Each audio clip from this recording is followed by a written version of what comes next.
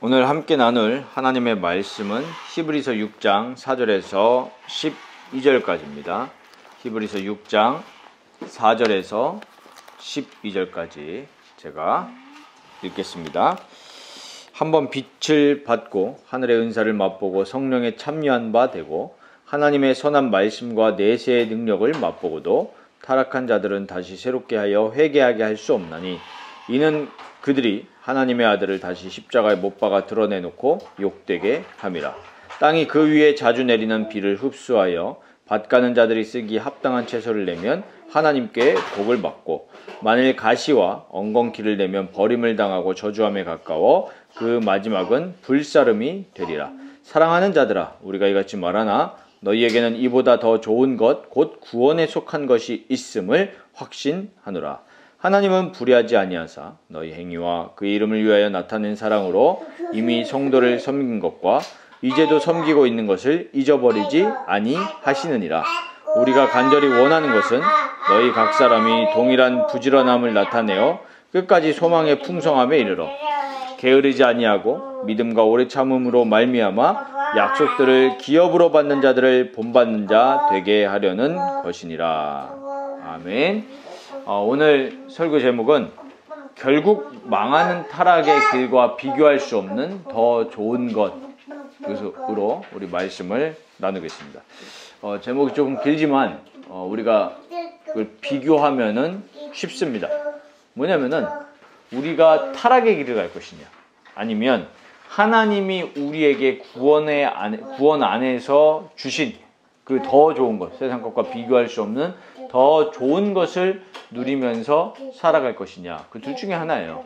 그러니까 중간은 없습니다. 중간은 없어요. 하나님과 함께하는 인생을 살아갈 것이냐, 아니면 하나님을 누리지 못하고 내 육체와 마음에 원하는 것만 하면서 그렇게 멸망받으며 살다가 지옥 갈 것이냐, 이 둘 중에 하나겠죠. 지금 우리가 이제 히브리서 오늘 6장을 이제 우리가 지금 중간 부분을 보고 있는데, 히브리서 13장까지 있으니까 이제 지금 중반을 향해서 가고 있는 거죠. 성경 66권 모든 책이 다 우리에게 하나님이 주시는 말씀입니다. 우리는 그걸 믿죠. 성경 66권 그 전부가 하나님 말씀이고 하나님의 영감으로 기록된 것이라는 것을 우리는 믿죠. 그렇지만은 특히 히브리서 같은 경우에 지금 현대를 살아가는 우리에게 주시는 메시지가 큰 것 같아요. 그래서 우리가 히브리서가 굉장히 중요하고, 현대 사회를 살면서 특히 그 어떤 불확실함, 그 다음에 사람들 마음에 있는 그 근본적인 두려움, 이런 거 뭐 이 시대뿐만 아니라 다 마찬가지인데, 특히 이 현대 사회 완전 물질이 우상이 돼서 나라는 게 우상이 돼서 살아가는 이 지금 사람들에게 주는 메시지가 크단 말이에요. 뭐냐면은 계속 흔들릴 수밖에 없는 그런 상황 속에서 우리의 대제사장이신 예수 그리스도를 굳게 붙잡고 흔들리지 말고 믿음으로 살아가라. 이게 히브리서의 중요한 메시지 아닙니까? 그래서 끝까지 걸어가라는 그 응원의 메시지입니다. 기독교의 핵심 메시지가 뭡니까? 결국에는 예수 그리스도가 우리의 유일한 구원이 되고 우리의 생명이 되고 예수 그리스도가 하나님이다. 그리스도시다. 그분 붙잡고 걸어가라. 그분을 만나라. 그분과 교제하라. 이게 핵심 메시지 아닙니까? 여기 히브리서의 중요한 메시지인 거예요. 그래서 우리가 예수님이 우리 인생의 모든 것이라는 사실을 알고 우리의 대제사장이시고 우리의 영원한 것 되시는 예수 그리스도를 오늘 발견하시고 또 만나시는 그 귀중한 시간 되시기를 바랍니다. 오늘 첫 번째로 우리가 확인해야 될 것은 타락에 대한 경고입니다. 오늘 본문 4절에서 8절을 보면은 이 경고와 권면이 나오고 있습니다. 이 4절에서 8절을 보면은 이 해석상으로 우리가 어려움이 있을 수가 있어요. 뭐냐면은 과연 예수 믿는 사람이 배교할 수 있느냐? 이 배교가 뭡니까? 쉽게 말하면 예수 그리스도 믿음을 버리는 거예요. 과연 예수 믿는 사람이 예수를 부정할 수 있느냐? 라는 그런 조금 우리가 해석하는데 어려움이 있을 수 있습니다. 이 본문만 보면은 이제 우리가 딱 그 단어만 보면은 그렇게 보일 수가 있는데 이 지금 내용은 뭐냐면은 가상적인 배교 상황을 다루는 거예요. 가상적인. 뒤에 연결된 걸 보면 그걸 우리가 알 수가 있는데, 쉽게 말하면은 심각한 경고를 하는 겁니다. 예수 믿는 사람이 예수를 진짜 부인할 수는 없어요. 그러나 심각한 지금 경고를 하는 거죠. 그럴 수 있기 때문에 경고를 하는 거예요. 그렇게 일어날 수는 없지만. 자, 그래서 당시 배경을 우리가 조금 이해를 하면은 이걸 잘 알 수가 있는데, 지금 잘 예수 믿다가 흔들릴 수 있는 여러 가지 상황들이 지금 펼쳐져 있었던 거예요. 당시. 자, 이게 주후 70년 이후에 보면은 어떤 일이 일어났습니까? 이 예루살렘 성전이 파괴가 됐단 말이에요. 유대인들이 다 죽었잖아요. 유대인들이 땅도 뺏기고 성전도 잃었습니다. 그 당시. 완전히 앞이 보이지 않는 상황이에요. 유대인들도 다 흩어지고 그 제사장직도 지금 다시 정립되지 못한 상황 가운데 이르렀던 겁니다. 바벨론 포로기에는 다시 돌아와서 제사장들이 세워졌잖아요. 그런데 지금 이 상황에는 제사장직조차도 회복되지 못한 그런 상황에 왔던 거예요. 그러니까 이제는 제사장직 없이 이 구약 성경 이 말씀을 가지고 자신들이 우리가 그 바로 성경의 백성들이다, 이렇게 이스라엘 백성들이 주장하고 선언했던 겁니다. 이 유대인들이요. 자, 그런데 지금 이런 가운데에서 어떤 지금 상황이 일어났냐 하니까, 예수님이 죽으시고 부활하시고 다시 승천하신 다음에 그 예수의 제자들, 이 사도들을 중심으로 해가지고 예수를 믿는, 예수를 하나님의 아들로, 예수를 그리스도로 믿고 고백하는 그 그리스도인들이 지금 나타난 거예요. 그래서 이제는 복음서, 우리 사복음서 있잖아요. 사복음서와 사도행전, 서신서, 그리고 또 요한계시록을 이 하나님의 말씀으로 가진 이 유대인 그리스도인들이 일어난 겁니다.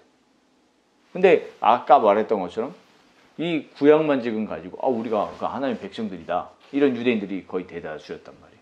그 당시에 예수님을 하나님의 아들로 인정하지 못한 유대인들이 얼마나 많았습니까? 우리 성경만 보더라도. 이 유대인들은 예수님을 선지자로 여겨지는 것까지는 허용했단 말이에요. 지금 이슬람 이 교인들도 예수님을 선지자로 본다니까요. 그러나 예수님을 하나님의 아들로 고백하진 않잖아요. 우리는 예수님을 하나님의 아들로 고백합니다.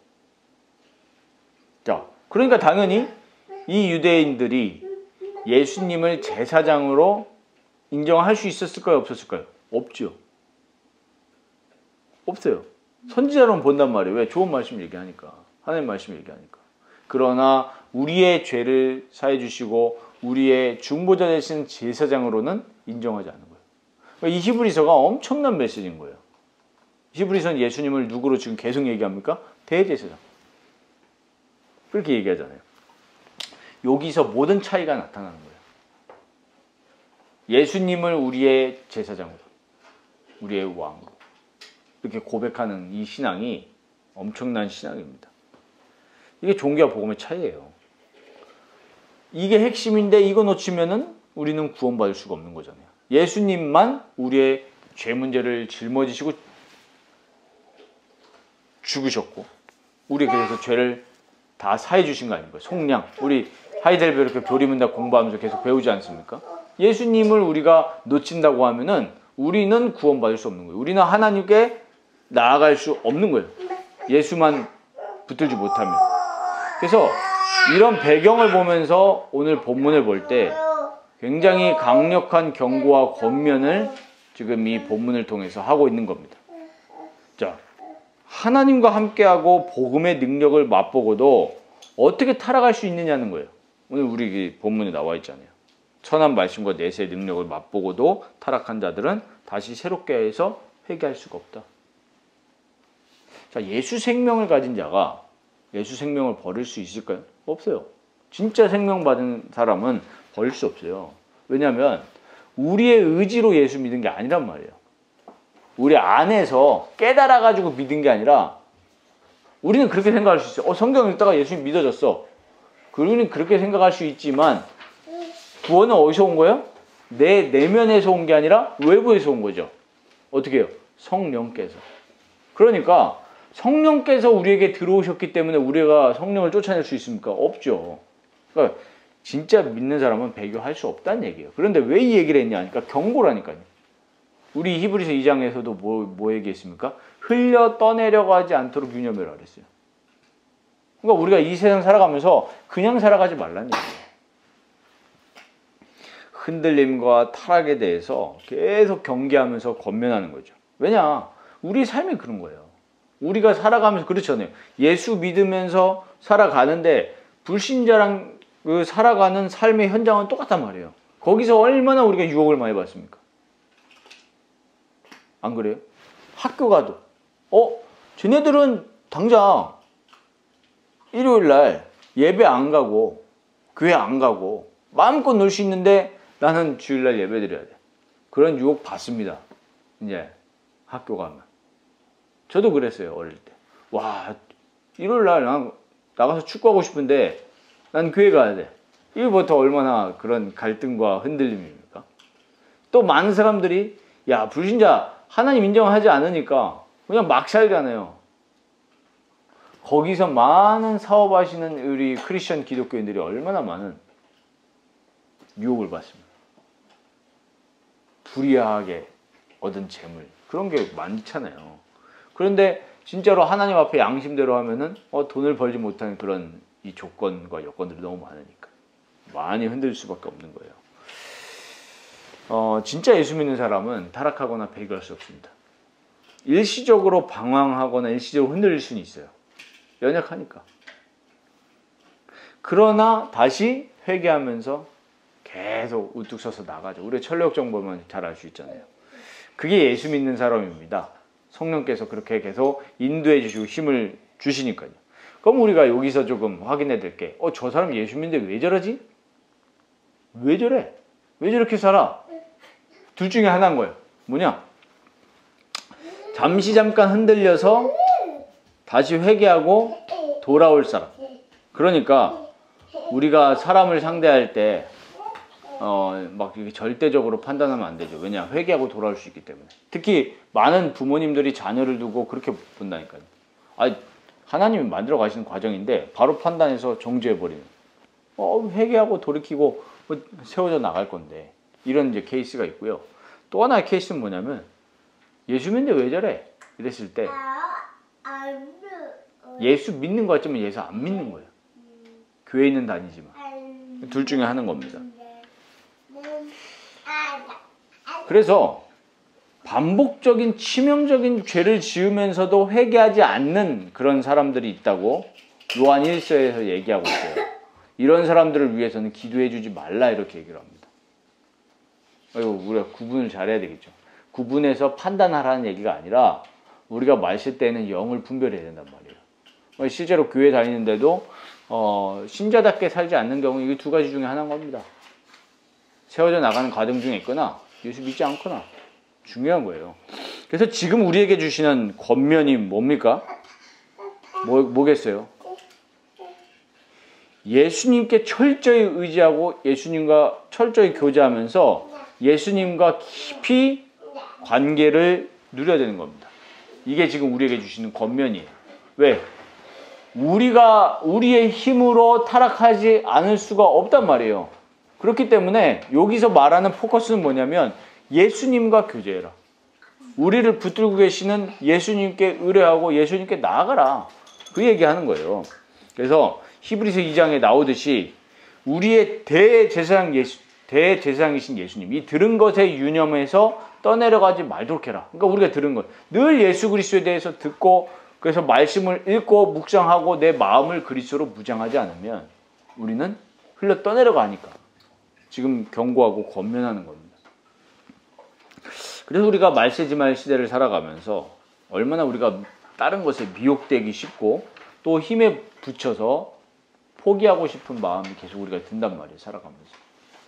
우리가 은혜 받았다가도 또 이런 유혹들이 계속 찾아오게 돼요. 신앙생활 하다가 낙심하는 경우가 얼마나 많습니까? 그래서 우리가 여기도 좀 케이스가 있어요. 교회 다녀도 잘 안 된다. 예수 믿어도 잘 안 된다. 이렇게 얘기하는 사람들이 많죠. 불신자가 더 잘 되는 것 같으니까.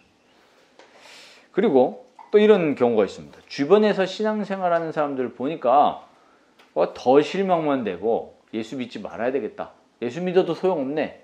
이렇게 얘기하는 경우가 있습니다. 왜 이렇게 됩니까? 당연한 거예요. 왜 당연합니까? 사람이 그런 존재예요.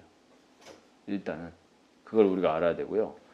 진짜 참된 것, 이게 뭡니까? 우리 인생에 참된 것은 딱 한 가지밖에 없어요. 예수님. 예수님 만나고 누리지 못하면 참 만족이 있을 수가 없어요. 그러니까 당연히 그런 일들이 일어나는 거예요. 교회는 다니는데 지금 내가 예수님 만나지 못했고 예수님 누리지 못하니까 겉은 크리스천인데 겉모습은 완전히 그 속은 타락해가지고 똑같이 살아가는 거예요. 그러니까 그런 사람을 보면서 우리 실망하면 안 되죠. 심지어 목사도 그러니까. 우리는 거기에 실망할 이유가 없는 겁니다. 자, 그래서 오늘 이렇게 얘기하잖아요. 예수 그리스도를 만나고 참된 것을 맛보고 성령에 참여한 바 됐는데도 어떻게 됐다는 얘기예요? 타락한 자들. 그러니까 그렇게 되지 말라고 지금 경고하는 얘기입니다. 아시겠죠? 그래서 히브리서 3장하고 4장 우리가 봤지만은 광야 세대 얘기하면서 그렇게 경고했잖아요. 광야의 여정을 쭉 걸어가는 가운데 뭐 했어요? 계속 분명히 맛봤잖아요. 출애굽하면서 그 구원의 하나님을 경험했잖아요. 엄청난 사건 아닙니까? 근데 걸어가면서 맨날 뭐 했어요? 고기 안 준다고 불평하고 춥다고 불평하고 덥다고 불평하고 왜 우리 모세 선생님 왜 안 내려와? 우상 숭배하고 지금 그 얘기한 거예요. 계속. 그래서 지금 히브리서 통해서 우리에게 지금 주시는 메시지가 뭐냐 하니까 소망의 확신과 자랑을 끝까지 굳게 잡아라. 그게 누구를 지금 얘기하는 거예요? 예수님 얘기하는 겁니다. 예수님. 그러니까 우리의 시선이 늘 예수님께 가야 돼요. 근데 우리가 신앙생활하면서 시선이 예수님께 가는 게 아니라 얼마나 어디로 가기 쉽습니까? 자꾸 종교적 행위나 아니면 목사나 아니면 타인이 되기가 쉽다라는 거예요. 시선을 자꾸 어디로 계속 끌고 가야 돼요? 예수께 끌고 가야 됩니다. 그래서 예수님을 만나고 나를 지금 이끌어 가시는 예수님과 교제하고 예수님께 모든 걸 의뢰하고 예수님께 질문하고 이러면서 우리의 모든 시선의 끝이 예수님께 가야 되는 거예요. 그렇지 않으면 우리 흐려 떠내려가는 것, 그걸 경고하는 겁니다. 그래서 우리 죄의 유혹으로 마음을 완고하게 하지 말라 우리 지난번에 봤잖아요. 결국에 이 똑같은 맥락입니다. 그게 보여지죠. 예수께 시선을 두시기 바랍니다. 그러니까 우리는 두 번째로 더 좋은 것, 곧 구원에 속한 것. 이것을 우리가 봐야겠는데요. 그래서 우리가 타락하지 않고 하나님과 함께하는 길을 걸어가고 또 살아가기 위해서 우리는 어떻게 해야 되겠습니까? 오늘 본문 9절에 중요한 부분을 지금 말씀하고 있습니다. 사랑하는 자들아, 우리가 이같이 말하나 너희에게는 이보다 더 좋은 것, 곧 구원에 속한 것이 있음을 확신하노라. 자, 그 앞에 얘기했던 부분들, 오늘 이제 4절에서 8절까지죠. 이게 지금 너네가 그럴 거다, 너희가 그렇다라는 얘기가 아니라는 거죠. 우리가 이같이 말했으나 이 말은 앞에서 말했던 것처럼 그 내용을 얘기하는 거고, 그러나 너희에게는 더 좋은 것 구원에 속한 것이 있지 않냐. 그러니까 4절에서 8절의 내용이 너네 내용이 아니라 너네 내용은 더 좋은 것 구원에 속한 것이 있다. 그 얘기하는 겁니다. 그러면은 이 구원에 속한 것, 이거 이꼴 더 좋은 것, 이렇게 지금 말씀을 하고 있습니다. 우리에게 더 좋은 것. 좋은 것이 아니라 더 좋은 것. 이게 뭐예요? 구원에 속한 것. 구원 안에 있는 것이 우리 인생에 진짜 좋은 거라는 얘기입니다.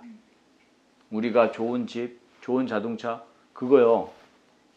3초뿐인 거예요. 이번 주에 어떤 한 프로그램에 예수 믿는 그 개그맨이 나와가지고 얘기를 하더라고요. 자기가 성공을 딱 해가지고 삼각별 마크가 있는 자동차를 샀다는 거예요. 근데 진짜 기분 좋은 게 얼마나 갔냐? 진짜 이 사람이 이렇게 얘기하더라고요. 거짓말이 아니고 3초 가더래요. 3초. 3초 행복했다고. 나왔는데 배달하시는 분이 흥얼거리면서 갔는데 저게 행복인가? 이런 생각을 했다는 거예요. 자, 우리가 착각하기 쉬워요. 이 모든 것을 지금 이 권면하고 경고하는 거라니까요. 그게 타락입니다. 우리가 다른 게 타락이 아니라 예수 그리스도로 만족하지 못하고 하나님으로 만족하지 못하는 게 타락인 거예요. 거기서 모든 죄악들이 나오잖아요. 우리 십계명에 이따가도 얘기하겠지만 십계명이 말하는 게 뭡니까? 하나님 사랑, 인간 사랑이잖아요. 근데 하나님 사랑하지 못하는 것, 결국은 내 영혼에 만족이 없기 때문에 인간을 사랑할 수가 없잖아요. 그러니까 인간 사랑하지 못하니까 자꾸 다른 걸 탐하게 된다는 거잖아요. 다른 이웃의 재물 탐하지 말라. 다른 이웃의 아내를 탐하지 말라. 만족이 있으면 탐하지 않잖아요. 탐심이 곧 뭐라 그랬어요? 우상숭배라고 하죠. 우상숭배. 하나님 사랑하지 아니하면 우리에게 자꾸 탐심이 생길 수밖에 없는 거예요. 그게 타락이라니까요. 그러니까 하나님 사랑하지 않는 게요. 하나님으로 만족하지 않는 게 타락입니다. 그래서 우리에게 주신 구원에 속한 것에 만족하면서 그 더 좋은 것을 누리면서 살아가라는 지금 권면을 하고 있는 거죠. 자, 그러면은 우리의 인생이 어떤 거라고 생각합니까? 우리의 인생이 어떤 걸까요? 많은 사람들이 삶의 의미를 찾지 못하고 그냥 살아가거든요. 그러니까 이제 쳇바퀴 돌아가듯이 인생을 막 살아가죠. 아침에 딱 출근해서 정해진 시간 퇴근하고 또 그래 금요일이 끝나면 불금이다 라고 하면서 토요일, 일요일 쉬고 또 월요일이 되고 그러니까 많은 사람들이 월요병 걸리고 이러잖아요. 그렇게 살아가면 살아갈수록 삶의 의미에 대해서 진짜 찾을 수가 없어요. 사람들이 이제 의문을 품습니다. 어떻게 품습니까? 태어났으니까 어쩔 수 없이 살아간다. 대부분 사람들이 이렇게 살아가요. 그러니까 이렇게 살아가면은 인생에 진짜 슬픔과 고통뿐이구나. 이 하나님의 말씀이 진짜 맞는 거예요. 그리고 죄인인데 죄인이라는 것을 인식하지 못하고 살아가요. 왜?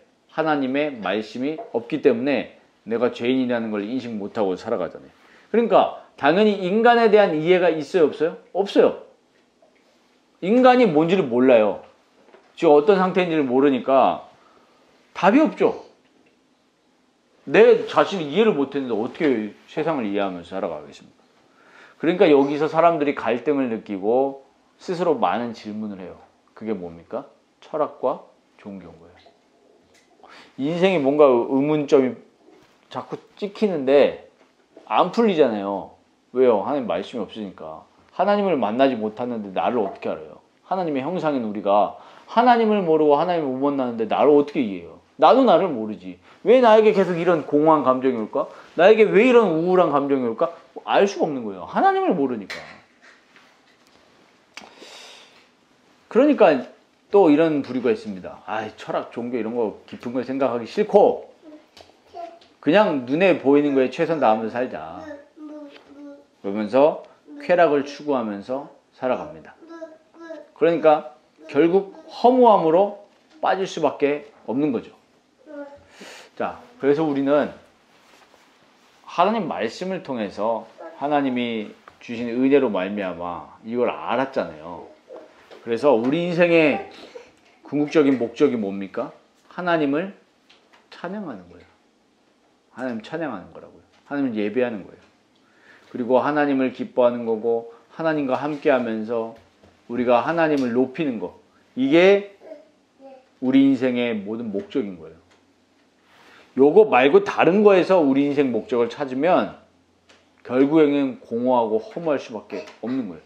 그래서 진짜로 하나님을 기뻐하고 하나님을 높이고 하나님을 영화롭게 하는 거에다가 우리 인생의 목적을 두시기 바랍니다. 우리 많이 느꼈잖아요. 옛날에 전도도 하고 많은 거 다 하나 그 끝나고 나서 오는 허무함 왜 그랬습니까? 실제로는 하나님을 기뻐하고 하나님을 예배한 그게 아니었기 때문에 허무함이 몰려오는 거예요. 결국엔 나를 위해서 한 거죠. 그러니까 우리가 하나님을 예배하고 하나님을 즐거워하고 하나님을 기뻐하려면 어떻게 돼야 됩니까? 구원받아야 되는 거예요. 하나님과 교제가 되려면 하나님의 자녀가 되려면 죄사함 받아야 되잖아요. 구원받아야 된다는 얘기예요. 그래서 이 지금 히브리서 저자는 더 좋은 것 곧 구원에 속한 것이라고 말하면서 지금 히브리서의 독자들을 격려하고 있는 겁니다. 우리가 구원받은 인생의 여정 속에서 삼일체 하나님이 나를 주관하시고 보호하시고 이끌어 가시는 그 사실이 얼마나 우리가 감사하고 말로 표현할 수가 없잖아요. 내 마음이 완전히 바뀌었는데. 이거는 진짜 신비한 거죠. 이 마음을 어떻게 표현하겠어요? 우리가 구원받아서 그리스도 바라보고 하나님을 예배하고, 이게 얼마나 우리가 감사한 사실입니다. 그게 더 좋은 것이란 얘기예요. 그래서 우리가 하나님과 동행하면서 사는 그 삶이 얼마나 값지고 거룩한지 이번 한 주간 계속 좀 하나님하고 교제하시고 이 사실에 대해서 감사한 사실을 좀 메모도 하고 또 찬양하시기를 바랍니다. 오늘 7절, 8절 내용이 바로 그 내용입니다. 하나님과 함께하는 삶은 당연히 합당한 열매를 내놓게 돼 있는 겁니다. 하나님의 임재가 없는 삶에 어떻게 성령의 열매가 나오겠어요?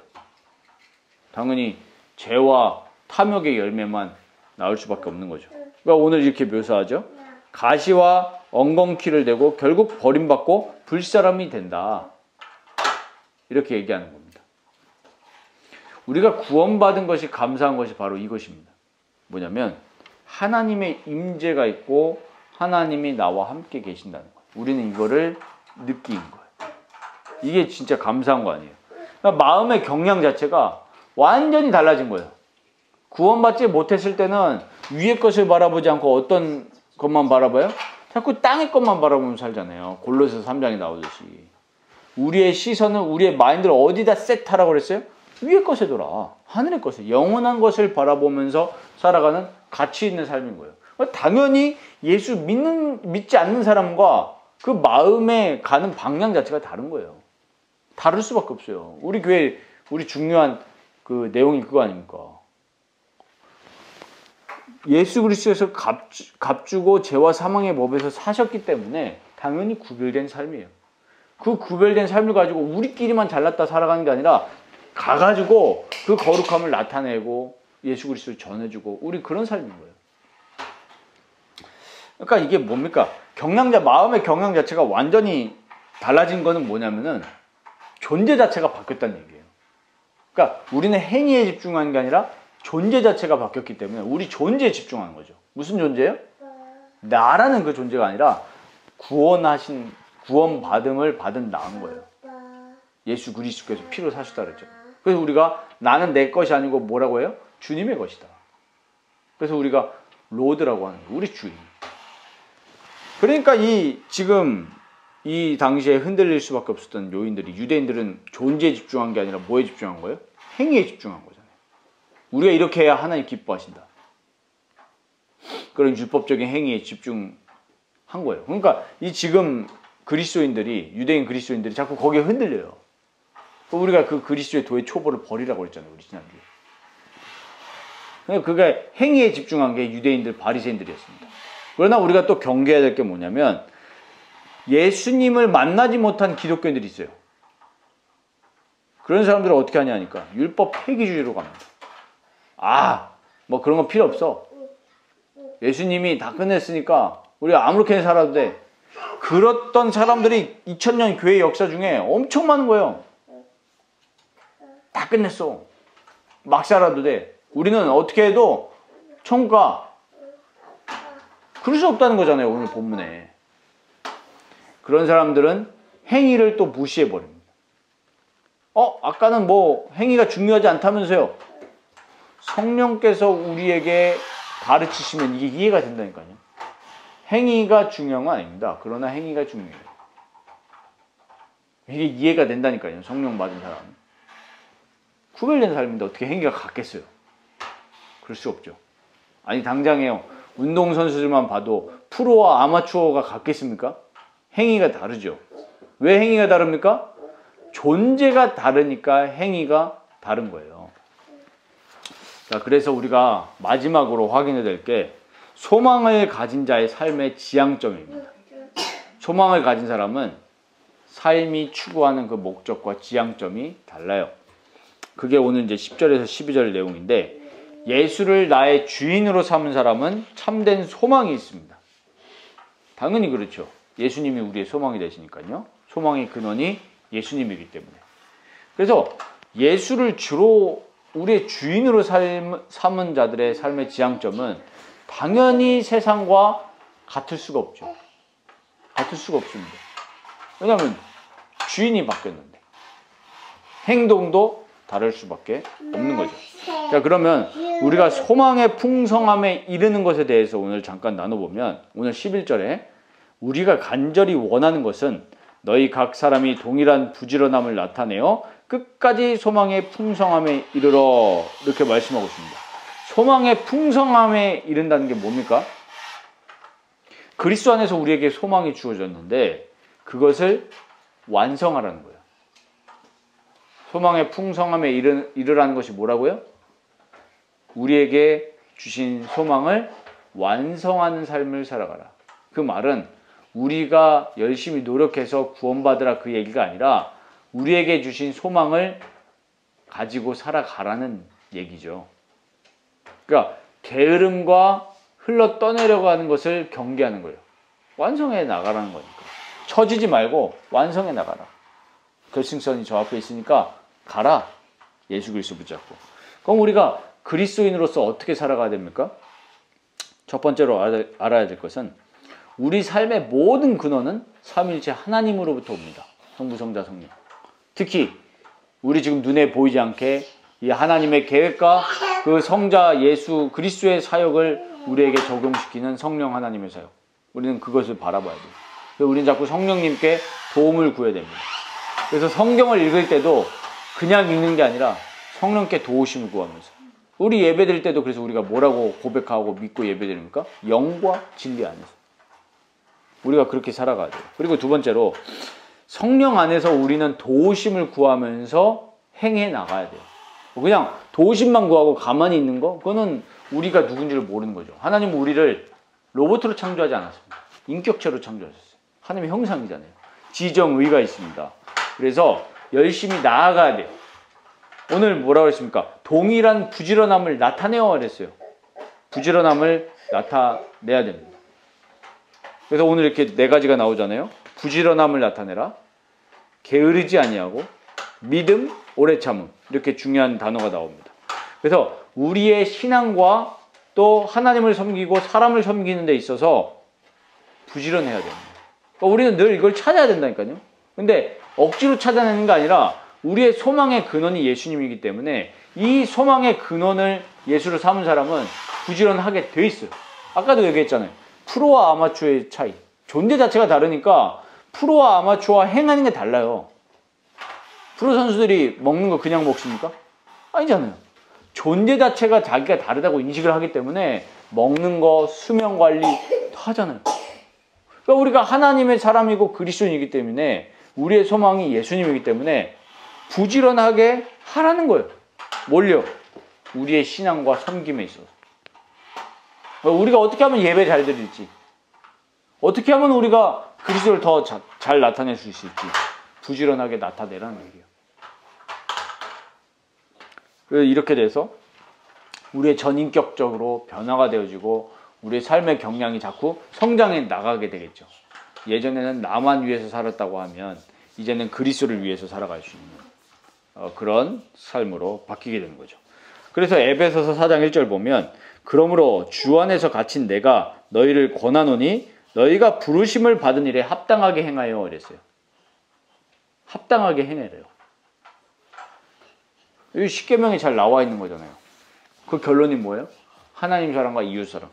그러니까 그리스도인답게 합당하게 살아가는 내용이 이 내용인 거예요. 더 내가 하나님을 사랑하는 것에 힘쓰고 내 주변 이웃 사랑하는 거에 힘쓰라 얘기입니다. 그래서 이 말씀의 결론이 뭡니까? 약속들을 기업으로 받는 자들을 본받는 자 되게 하려는 것이라 오늘 12절에 말씀하고 있어요. 주님께서 우리에게 얼마나 그리스도 안에서 많은 복을 약속하셨습니까? 그리스도 안에서요. 이 세상의 복뿐만 아니라 영원한 천국의 상급을 우리에게 약속하셨잖아요. 우리가 이거 몰랐으면 죽는 게 얼마나 두렵겠어요. 저는 요새 그런 걸 느끼거든요. 아, 세상 사람들이 정말로 이 세상의 것을 바라보면서 사는데 그 끝이 온다고 했을 때 얼마나 허무할까. 그걸 정말 많이 상상을 해보거든요. 상상이 안 돼요, 사실은. 왜? 구원받았으니까 상상이 안 되는 거예요. 자, 히브리서 10장 39절 보니까 우리는 뒤로 물러가 멸망할 자가 아니요 오직 영혼을 구원함에 이르는 믿음을 가진 자니라 그랬어요. 뒤로 물러가 후퇴하는 신앙을 가진 사람이 아니라 점점 더 자라나가면서 그리스도를 높이고 우리의 모든 삶을 통해서 그리스도의 영광을 드러낼 자가 바로 나와 우리라는 거예요. 후퇴하지 말고 나아갈 자라는 거예요. 이것을 생각하면서 기뻐하시길 바랍니다. 히브리서 11장에 이런 믿음의 선진절이 나오잖아요. 1절, 2절이 그 핵심이죠. 믿음은 바라는 것들의 실상이요 보이지 않는 것들의 증거니 선진들이 이로써 증거를 얻었느니라. 여기 등장 히브리서 11장에 많은 믿음의 선배들이 나오는데 이 선배들을 보면은 현실적으로 앞이 보이지 않는 상황과 환경이었어요. 다 공통되게. 그러나 이분들이 앞은 보이지 않지만 뭘 붙잡고 나아간 거예요? 하나님의 성실하신 약속을 믿음으로 붙잡고 나아간 거예요. 하나님은 하실 것이다. 6절이 그 핵심이죠. 믿음이 없이는 하나님을 기쁘시게 하지 못하나니 하나님께 나아가는 자는 반드시 그가 계신 것과 또한 그가 자기를 찾는 자들에게 상 주시는 이심을 믿어야 할지니라 했어요. 그 하나님의 존재하심. 지금 이게 핵심이거든요. 자기를 찾는 자. 하나님은 존재하시기 때문에 자기를 찾는 자들에게 상 주시는 인자하시고 성실하신 하나님이십니다. 이것을 우리는 하나님의 존재하심을 믿고 우리는 앞으로 나아가는 거죠. 하나님이 살아계시지 않는다면 그 앞이 보이지 않는 환경에 믿음으로 나아간다는 것은 미친 짓이죠. 그러나 하나님이 살아계시기 때문에 하나님은 이 믿음을 기쁘게 보신다는 거예요. 우리가 이 믿음을 가진 이 믿음의 이 용사들이 되시기를 바랍니다. 이 세상은 믿음을 무식한 걸로, 합리적이지 않은 걸로 지금 얘기하는 시대인 겁니다. 진짜 믿음 가진 자가 되시길 바랍니다. 근데 여기서 또 기독교인들이 오해하는 게 있어요. 뭐냐면 믿음이라고 하니까 아무것도 안 하면서 그냥 믿음으로 기도하면 하나님 하시지. 이렇게 생각하는 기독교인들이 많습니다. 그러나 오늘 이 히브리서 전체를 보면은 믿음과 행동은 같이 가는 거예요. 행동해서 믿음이 생기는 게 아니라 믿음 가지면 행동하는 거예요. 야고보서에서 그 얘기 하잖아요. 행함이 없는 믿음은 죽은 것이다. 그러니까 지금 나에게 맡기신 현실 속에서 믿음 가지고 살아가는 게 믿음인 거예요. 아무것도 안 하고 누워있으면서 기도하는 게 믿음이 아니라 믿음 가지고 학생들은 공부하는 거고 믿음 가지고 직장 가는 게 그게 믿음인 거예요. 어려운 현실 속에서 믿음 가지고 살아내는 게 참된 믿음인 거예요. 그래서 성경 속 인물을 자꾸 나한테 대입을 하니까 자꾸 어떤 이 신비적인 그런 막 행동을 하는 거예요. 우리는 그렇게 살아가는 게 아니라 지금 나의 아주 작은 현실 속에서 예수 그리스도와 함께 동행하면서 살아가는 겁니다. 그래서 우리는 나의 현실 속에서 하나님을 높이고 하나님을 기뻐하고 내 옆에 있는 사람들을 주께로 인도하고 그게 우리의 삶이죠. 그래서 우리가 이 자꾸 믿음 생활을 우리의 신앙생활을 대단한 걸로 막 포장하면 안 됩니다. 허황된 신앙생활을 하면 안 돼요. 그래서 막 캠페인하고 우리 그런 신앙생활이 되면 안 됩니다. 막 우리가 크게 어디 막 선교 캠프 갔다 와야 하나님 기뻐하시고 그렇지 않아요. 그러면 삶이 없는데요. 우리는 내 삶 속에서 하루하루 주신 그 하나님의 그 은혜를 기억하면서 하루하루를 살아내고 그리스도를 높이고 기뻐하고 그렇게 살아가야 될 줄 믿습니다. 참 소망을 갖고 있기 때문에 우리 삶의 영역에서 착실하게 그리스도와 함께 살아가시기를 바랍니다. 오늘 말씀의 결론을 맺습니다. 하나님은 불의하지 않으십니다. 공의롭고 자비로우신 분이에요. 그래서 10절에 보면은 하나님은 불의하지 아니하사 너희 행위와 그의 이름을 위하여 나타낸 사랑으로 이미 성도를 섬긴 것과 이제도 섬기고 있는 것을 잊어버리지 아니하시느니라 했습니다. 우리가 믿음으로 살아가면서 이 사랑으로 섬기는 것을 잊지 아니하신다는 거예요. 그래서 우리는 철저하게 하나님 앞에서만 살아가고 행해야 될 줄 믿습니다. 하나님이 기억하시기 때문에 사람 앞에서 하면 안 되는 거예요. 사람은 잊어버려요. 그러나 하나님은 잊지 아니하시기 때문에 하나님 앞에서 행하시기를 바랍니다. 우리가 살아가면서 사람 눈치 보고 살아가는 거 얼마나 많아요. 사람 무서워하고. 우리는 하나님을 두려워해야 되고 하나님 앞에 살아가야 돼요. 그러니까 우리가 살아가는 그 삶의 궤적과 우리가 가진 믿음, 그거 다 하나님이 기억하세요. 그리고 우리가 사랑으로 행했던 것을 하나님이 다 기억하십니다. 갚으셔요. 그렇기 때문에 우리가 불평할 이유도 없고 교만해질 이유도 없는 겁니다. 때와 시기도 다 주님께 있습니다. 주의 손에 있습니다. 그래서 하나님 앞에 살아가시길 바라고 불의하지 않으시다 그랬죠. 사람들은 불의합니다. 의가 없죠. 그러나 우리 인자, 우리 시편에 보면은 인자, 주의 인자하심 이게 많이 나오는데 인자가 뭡니까? 성실하신 하나님의 사랑이에요. 신실하셔요. 약속을 이루신단 말이에요. 우리를 향하신 하나님의 계획이 완벽하시고 사랑인 거예요.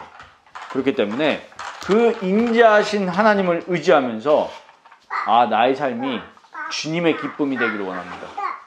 그래서 우리가 그 그리스도를 향한 믿음으로 이번 한 주간을 그렇게 소망을 가지고 한 스텝 한 스텝 살아가는 우리 모든 라이프교회 성도님들 되시기를 주의 이름으로 축원합니다.